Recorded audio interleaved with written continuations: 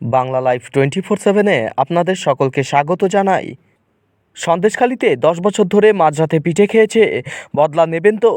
জলপাইগুড়িতে তোপ শুভেন্দুর। বাংলায় মহিলা মুখ্যমন্ত্রীর আমলে মহিলারা অসুরক্ষিত। আমিও 3বারের চেষ্টায় সন্দেশখালীতে যেতে পেরেছি। সন্দেশখালীতে মাঝরাতে ওদের পিঠে খাওয়ার ইচ্ছে হতো। 10 বছর ধরে এই অবস্থা চলছে সন্দেশখালীতে। তৃণমূল যদি না হারে তাহলে পিঠে খাওয়া বন্ধ হবে না। জলপাইগুড়িতে সন্দেশখালী নিয়ে তোপ শুভেন্দুর।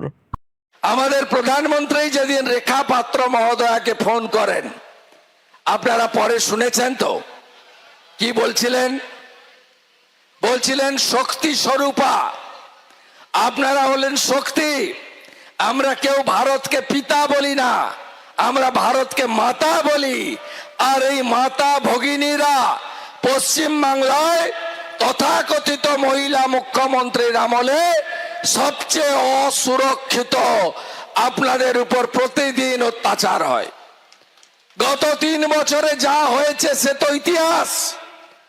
সবচেয়ে বড় কথা, সন্দেশখালী দেখেছেন ওই শিডিউল কাস্ট পরিবারের, ফিশারম্যান পরিবারের, ওই শিডিউল ট্রাইব পরিবারগুলোর, দরিদ্র মহিলাগুলোর কথা আমরা জিজ্ঞেস করেছিলাম। আমি তো অনেক কষ্টে ঢুকেছি ওখানে, হাইকোর্ট করে, ডিভিশন বেঞ্চ করে, 3বারের চেষ্টায় তারপরে ঢুকেছি। আর কিভাবে শাঁখ বাজিয়ে, কংসাল বাজিয়ে, ফুল ছুঁড়ে মারা বেরিয়ে এসছে, আপনারা টিভিতে দেখেছেন।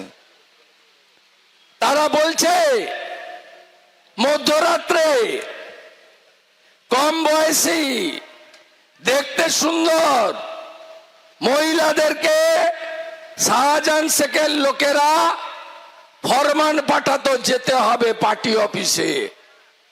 মাঝ রাতে পিঠা খাওয়ার ইচ্ছা হতো।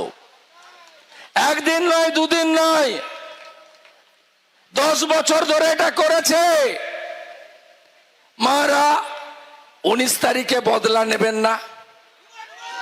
আপনার সম্ভ্রম, আপনার সম্মান যারা ভুলণ্ঠিত করেছে, তৃণমূল যদি না হারে তাহলে পিঠা খাওয়াটা বন্ধ হবে। পিঠা খাওয়া যদি চিরতরে বন্ধ করতে হয়, তাহলে ভারতবর্ষের গণতন্ত্রে জনগণ সবচেয়ে বড় শক্তি। আর নির্বাচনের ফল হলো আরো বড় শক্তি। তাই এটা আপনাদেরকে ব্যবহার করতে হবে। তৃণমূল এবং তৃণমূলের মালিককে বুঝিয়ে দিতে হবে, সন্দেশখালীতে যা করেছো ক্ষমা নয়, ক্ষমা নয়।